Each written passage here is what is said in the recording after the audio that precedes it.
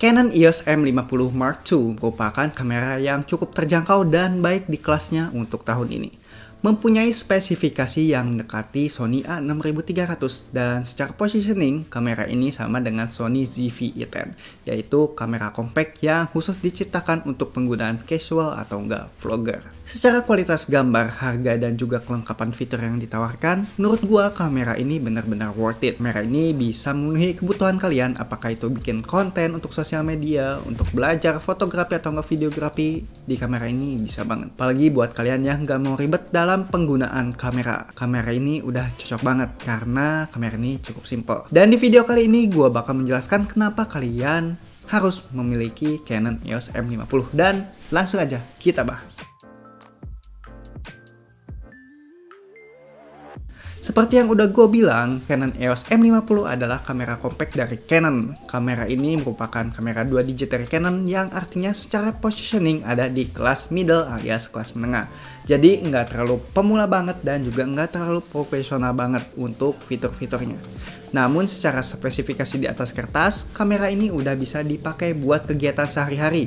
Misalnya buat foto-foto, buat video-videoan, untuk keperluan media sosial dan juga untuk keperluan live streaming. Untuk penggunaan profesional secara fitur kamera ini udah cukup mumpuni. Tapi ada beberapa fitur yang agak kurang gitu ya. Dan look kameranya itu kurang profesional menurut gua. Jadi kalian bisa maksimalkan sih untuk fitur-fitur yang ditawarkan kamera ini. Dan untuk kalian untuk vlogger gitu atau nge YouTuber, kamera ini bisa banget buat memproduksi konten. Soalnya YouTuber seperti Lia Sore dan juga Sadapin Tekno, dia tuh adalah YouTuber gadget, dia juga pakai Canon EOS M50. Canon EOS M50 mempunyai spesifikasi yang mirip dengan Sony A6300. Secara kemampuan ini udah lebih cukup menurut gue, apalagi buat main video-videoan. Ya walau secara look dan fitur itu lebih profesional Sony A6300 ya.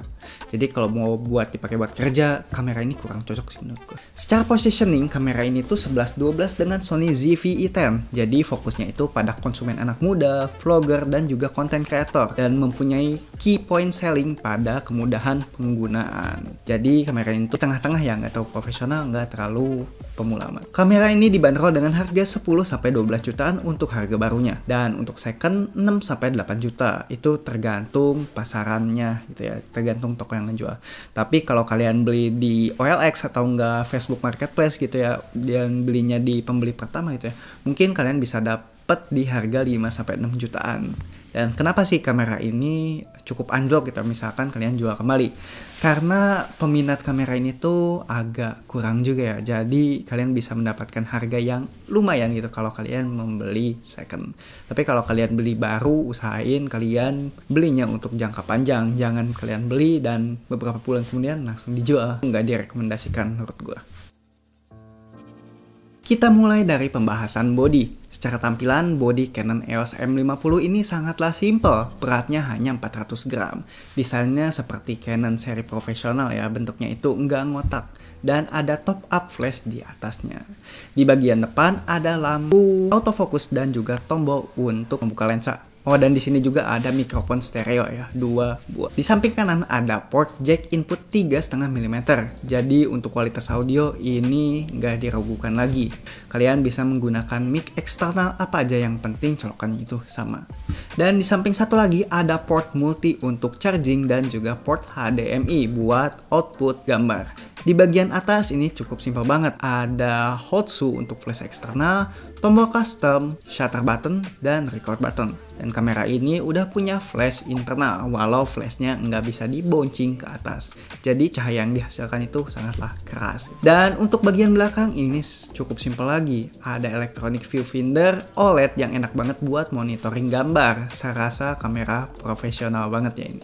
Dan ada layar vari-angle 5 inci yang bisa diputar ke segala arah. Apalagi buat vlogger, kamera ini tuh bisa diputar untuk ngaca juga buat monitoring gitu. Kamera ini udah touchscreen enaknya dan fleksibel dalam penggunaannya. Apalagi buat dipakai melihat ke berbagai sudut. Ini tuh udah enak banget untuk pengoperasiannya. Dan untuk tombol yang ada di sini cukup simple. Nggak pakai dial button ala profesional. Ini cuma ada tombol menu, info, play, navigasi atas, bawah, kiri, kanan, dan juga tombol autofocus. Canon mempunyai user interface yang berkesan menurut gua. Ini cukup bagus dibanding kompetitornya seperti Sony, Nikon, dan juga Fuji. Jadi secara pengoperasiannya ini cukup simple. Pemula aja udah bisa mengerti menggunakan kamera ini, saking simpelnya. Dan untuk baterai, dia menggunakan baterai LPE12 dan udah cukup lah buat foto-foto dan juga video-videoan durasi pendek. Tapi kalau kalian membutuhkan untuk main video untuk durasi panjang gitu ya, kalian wajib mempunyai 2 baterai cadangan.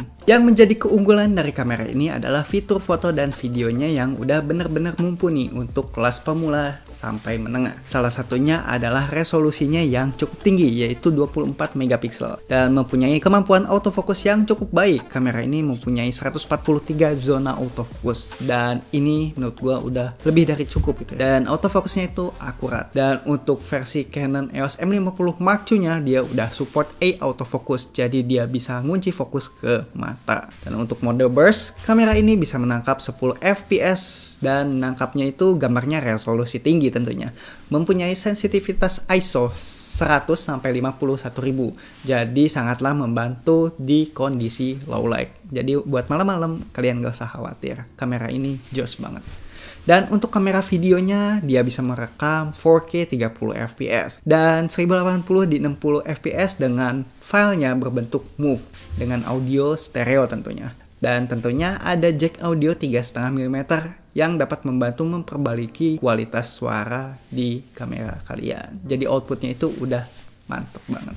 Dan ini yang paling diunggulkan dari sisi vlogging. Layarnya itu vari angle dan enak banget buat monitoring gambar gitu ya. Kalian bisa ngevlog dengan mudah. Pada Canon EOS M50 kita bisa mengatur dengan mudah orientasi video, baik itu vertikal maupun horizontal. Jadi filenya itu udah bisa langsung digunakan untuk upload ke sosial media. Jadi nggak usah ribet-ribet lagi untuk nge-convert atau editing gambar. Dan fitur unggulan lain di kamera ini adalah fitur live streaming. Dia bisa live streaming menggunakan wifi atau enggak kabel HDMI. Ini udah mempermudah banget buat vlogger gitu, apalagi buat kalian yang suka live streaming. Dan dibalik kelebihan yang gue sebutin pasti ada kekurangan. Seperti yang pertama, 4K-nya itu tidak support stabilizer dan croppingnya sampai 2 kali. Itu mengganggu banget menurut gue.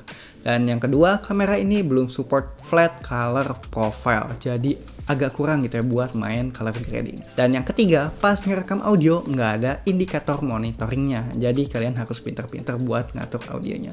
Dan kesimpulannya, kamera ini menyasar kelas pemula sampai menengah dengan fitur yang cukup lengkap menurut gua. Pengoperasiannya sangat mudah, enak banget dipakai vlogging dan bikin konten. Misalnya kalian beli second di OLX atau nggak Facebook Marketplace di harga 5-6 juta, tuh menurut gua udah worth it banget dapetin kamera dengan spek seperti ini. Ini udah lebih dari cukup ya menurut gua spesifikasinya. Jadi kalian bisa maksimalin fitur-fitur yang ada, apalagi buat nyari duit gitu ya.